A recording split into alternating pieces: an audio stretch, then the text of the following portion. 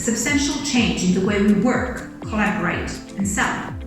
As Steve Harris from Gartner said, handled appropriately, crises represent tremendous downside risk, but good decisions made now can position the organization to thrive in the long term. Well-planned and precise sales effort can be really crucial in times like this. We invite you to our webinar, where we will be addressing one of the key issues sales organizations have today, that is how to increase sales conversion rate.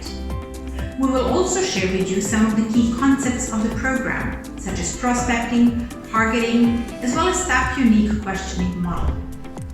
We will talk about our blended learning approach that is created with today's learner in mind and aims at making sure that sales learning will stick in your organization and help us move from knowing to performing learning stage. Join us at the webinar to be among the first ones to learn new ways to increase sales conversions in your organization and set a powerful foundation for your sales activities.